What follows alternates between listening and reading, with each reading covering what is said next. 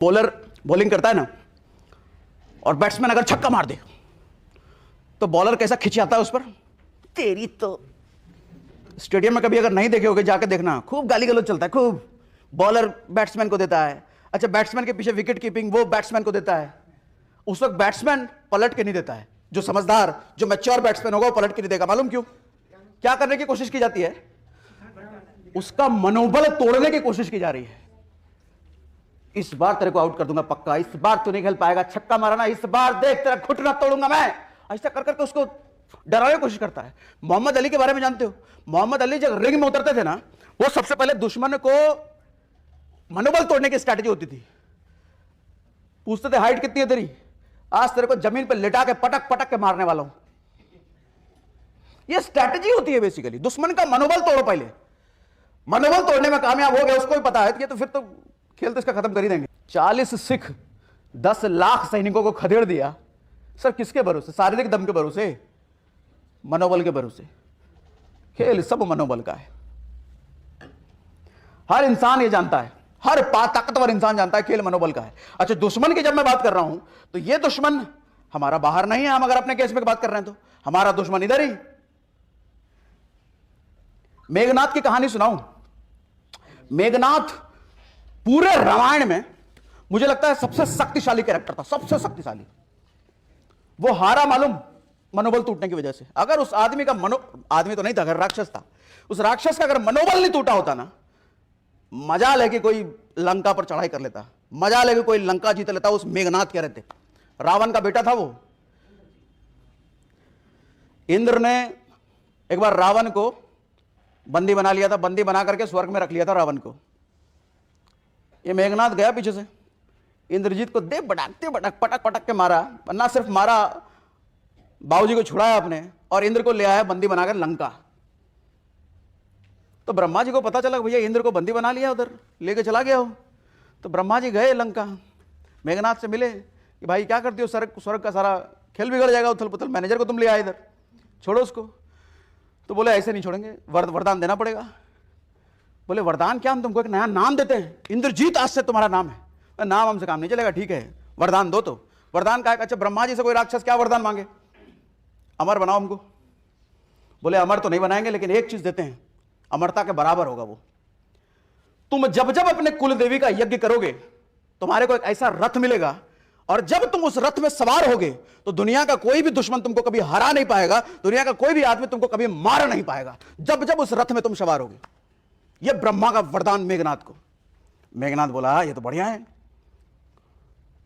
अच्छा देखो खेल कैसे होता है। जब लड़ाई हो रही थी राम लक्ष्मण और लंका वालों की, तो मेघनाथ ने भगवान राम तक को लक्ष्मण समेत नागपाश में बांध दिया था। और वो नागपाश ऐसा था कि नागपाश की वजह से राम और लक्ष्मण दोनों मरणासन्न की स्थिति में चले गए। मरणासन्न मतलब मरने की हालत हो गई थी राम और लक्ष्मण दोनों की। उस वक्त भगवान हनुमान जी ने थोड़ी चालाकी दिखाई, बोला नाग से बांधा है। नाग का कौन? गरुड़। तुरंत गरुड़ के पास निकले, गरुड़ को बोले भैया ऐसे ऐसे ठीक करो। तो गरुड़ आए, उधर से नाग को काटा, तब जाके दोनों की जान बची, नहीं तो जान भी जा सकती थी। अच्छा ये बताने के लिए लंका आया मेघनाथ, बांध दिए हैं, आज खेल खत्म हो जाएगा।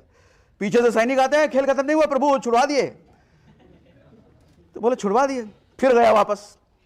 इस बार ब्रह्मास्त्र चलाया लक्ष्मण पर। तो लक्ष्मण पर जैसे ही ब्रह्मास्त्र चला, अच्छा ब्रह्मास्त्र किसका अस्त्र? ब्रह्मा का। तो लक्ष्मण को देख करके ब्रह्मास्त्र वापस लौट गया। कहा कि भैया लक्ष्मण को नहीं मारेंगे। तो मेघनाथ कंफ्यूज, ये कैसा है? तो कोई बात नहीं, शिव का पाशुपात्र चलाया, पशुपतास्त्र, वो भी वापस। ये कंफ्यूज, ये क्या हो रहा है? ब्रह्मा का ब्रह्मास्त्र चला दिया, शिव का पाशुपतास्त्र चला दिया, फिर नारायण का क्या? सुदर्शन चलाया कि ये तो खेल खत्म कर ही देगा, वो भी वापस लौट आया। अब देखो इसका मनोबल हिला मेघनाथ का। अब लगा कि कुछ तो गड़बड़ है भाई, ये कुछ तो ये दूसरे टाइप के लोग हैं। ब्रह्मास्त्र कभी खाली नहीं जाता, शिव का सुदर्शन कभी खाली नहीं जाता, पाशुपतास्त्र कभी खाली, तीनों खाली होकर वापस लौटा है, मतलब कुछ तो गड़बड़ है। वो डर गया। अब भाग करके मेघनाथ तुरंत गया रावण के पास कि बाबूजी कुछ तो गड़बड़ हुआ है, ये लोग ठीक आदमी नहीं है। तीनों के तीनों खाली चला गया। रावण तो अहंकारी। देखो अहंकार और मनोबल में फर्क होता है। मनोबल कहता है कि मैं शक्तिशाली, और अहंकार कहता है कि सिर्फ मैं ही शक्तिशाली। तो रावण का मोड उस वक्त कौन सा चल रहा था? सिर्फ मैं ही शक्तिशाली। वो कहता है तीनों फेल हो गए तो कोई बात नहीं, तुमको ब्रह्मा दिया ना वरदान, स्पेशल वाला, रथ वाला। बोला हाँ हम तो भूल ही गए थे। तो क्या करना है? तो कुलदेवी का जाओ जरा यज्ञ करो और लेके आओ रथ। तो कुलदेवी का जैसे यज्ञ करने गया, विभीषण को पता चल गया। विभीषण तुरंत सुग्रीव के पास गए, लक्ष्मण के पास गए कि अरे वो तो यज्ञ करने बैठ गया है। तो लक्ष्मण तो वह करने तो यज्ञ क्या होता है, आज खेले खत्म करेंगे उसका, कोई यज्ञ कर ले कुछ नहीं होने वाला। तो विभीषण बताया कि भैया ऐसा नहीं है, वो मामूली यज्ञ नहीं है, वो यज्ञ कर लेगा ना तो ऐसा रथ लेकर के आएगा, फिर उसको मार ही नहीं पाइएगा आप, ब्रह्मा का वरदान है। तो लक्ष्मण फिर टेंशन में, अच्छा ब्रह्मा वरदान है तो क्या किया जाए? तो यज्ञ भंग कर देते हैं। तो सारे वानर मिल करके गए उसका यज्ञ भंग करने के लिए। अच्छा फिर देखो मेघनाथ की शक्ति, यज्ञ में उसको पीटे जा रहा है, दिलिम दिलिम, कोई गदा से मार रहा है, कोई कुछ से मार रहा है, कोई लात से मार रहा है, कोई हाथ से मार रहा है, कोई कोल्ही से मार रहा है। मेघनाथ इतना ताकतवर कि अपना मंत्र बंद नहीं और लगातार यज्ञ किया जा रहा है, हिल तक नहीं रहा वो। तब अंगद, बानर बंदर किस लिए जाने जाते हैं, कुरफात उत गए जाकर के पानी डाल दिया उसके यज्ञ में। तो अब तो बंद होगा यज्ञ, अब हो गया बंद यज्ञ, उसका यज्ञ आ ही नहीं, उसका रथ आ ही नहीं पाया। अब लक्ष्मण ने दाग दिया सीने में AK-47, मेघनाथ बेचारे का खेल हो गया खत्म। कंक्लूजन देखो क्या निकलता है।